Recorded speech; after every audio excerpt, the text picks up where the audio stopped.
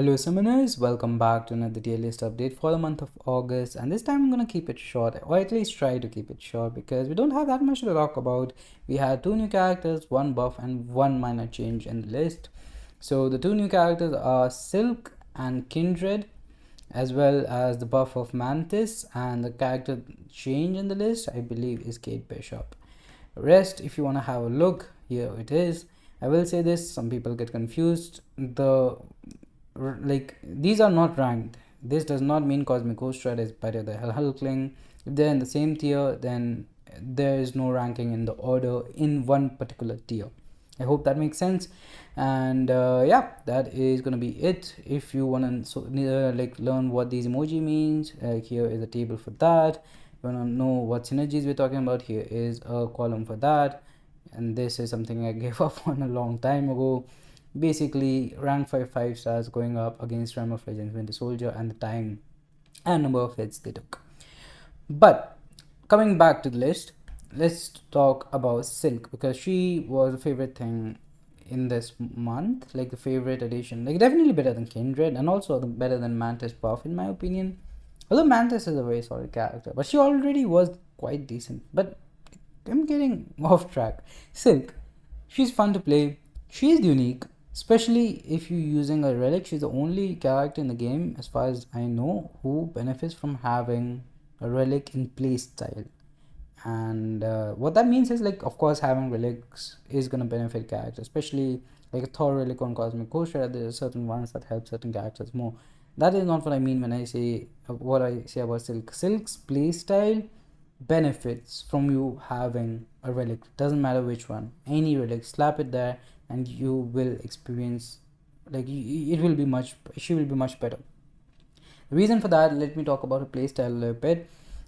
Basically, good things happen and then you knock down the opponent and all those good things are taken away, right? You charge your heavy, you get a fury, you're gaining a lot of debuffs on the opponent, good things are happening, and as soon as the opponent is knocked down, it goes away, which doesn't make sense, right? Because you do a heavy attacks are known to knock down opponents. So what's the catch? The catch is SP3 has the ability that even though it is knocking down the opponent, right, it still, you still keep the good stuff. That's the thing with the SP3.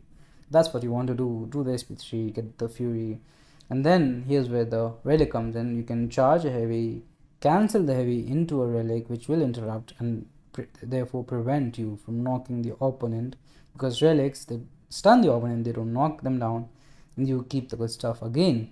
And then finally you charge your heavy and cancel it into a special, which will knock down the opponent and take away the good stuff. But before that, you're gonna do so much damage, the fight is probably already over by that point. And Silk is just very fun to play in my opinion. This is kind of, I did get some comments like, why make her like, why add this feature, like knocking down will take away the good stuff and stuff, right? Which makes sense. I don't think without that she would be broken. She would probably be in the highest tier, but maybe not as good as someone like Scorpion or Spot or someone like that maybe. But I don't mind it, you know, it's something new, and in a game when there are 250 characters, getting, like, having something new is not bad. And for the first time, it means to have a relic. Like, if you're using, see, getting a relic is not very hard. Getting maybe a 6-star relic, ranking it up, all that stuff, yeah, sure. But just have a relic and slap it onto this character and you'll be good to go. You can have that character, like, and like, the first time I think relic has a purpose in the game, because I really do not use relics besides for having, like, the extra stun and therefore reducing some time in battlegrounds. So the champions I use in battlegrounds usually have a relic. But yeah, that's pretty much it. Other performance difference otherwise, other than having that stun, is pretty unnoticeable in my testing at least. Some are more noticeable than others, but still not worth all the hassle. But that is it about Silk. Let's talk about Kindred, who was a disappointment in my opinion, especially because how cool he looks, the animations are, see, that is one thing I will appreciate about MCOC. Whatever you say about the champions themselves, the design has been fire. Like it's really good. It has always been pretty good, and with time it's only gotten better. Like the SP3 animations or animations in general, fluidity, having the character models and stuff. Graphically, Kindred is an amazing character. Unfortunately, that's kind of where it all ends. You can have utility, you can have all the utility in the world, still not be good because of your damage. Damage is huge in this game. Two reasons. First of all, I think it's a very time consuming game, and people usually, like, they have busy lives. You have a job, you have a family, you have commitments, you have things to do, and in middle you are playing a game. And I'm telling you, if you use Kindred instead of someone like Cosmic Ghost Rider, you are gonna spend so much more time. That's like missed reps in gym, less time with family, and you don't want that. But more importantly, let's be honest, we're all gamers here. We can sacrifice a few things for the game, but like, in the most competitive thing about Marvel Contest of Champions at the moment is 100% battlegrounds. And time matters so much in battlegrounds that a character with slightly lower damage just doesn't make much sense. And even though overall he's not that low in this tier list, you can see he's in the upper half, sure, but look at how many characters are above him. If you are new, you pull him, sure, he can probably get you through a lot.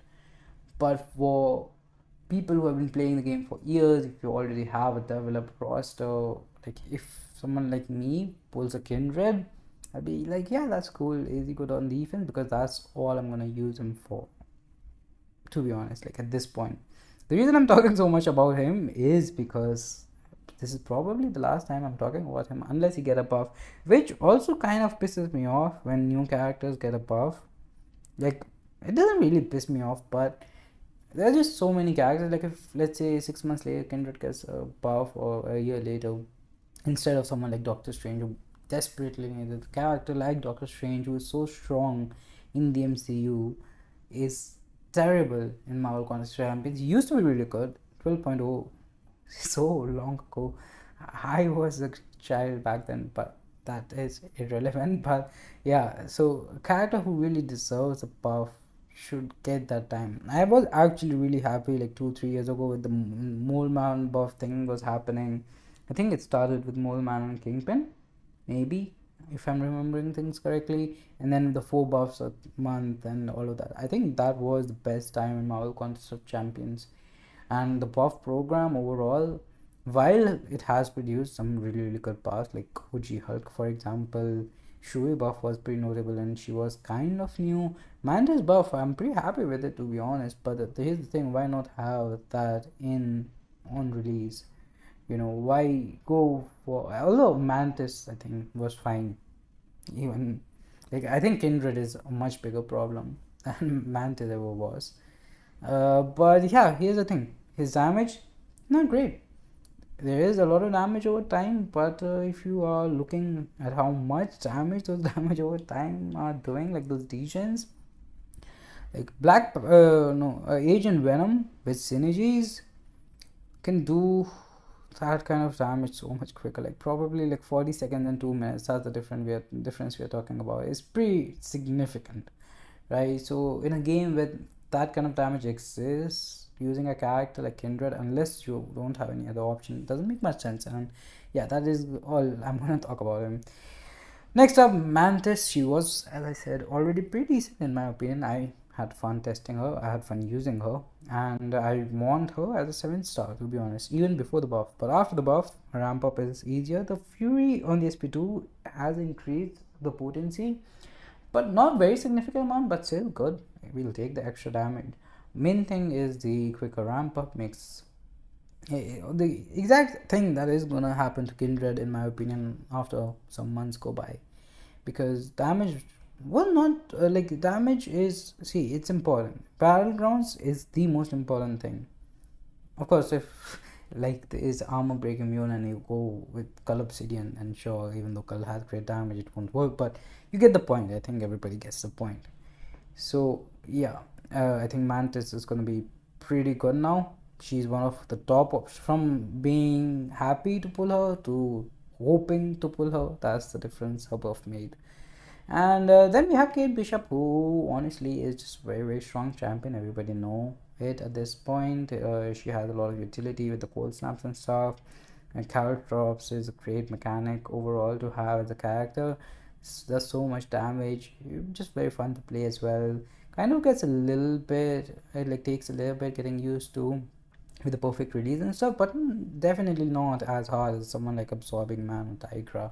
So you will get used to her if you end up using her a lot, and you should. If you have her, you should.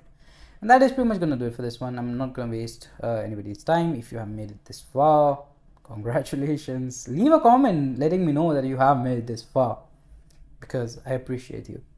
And yeah, that's pretty much gonna do it for this one. Thanks for watching. Honestly, like, share, subscribe, stay safe, have a good one, and bye bye.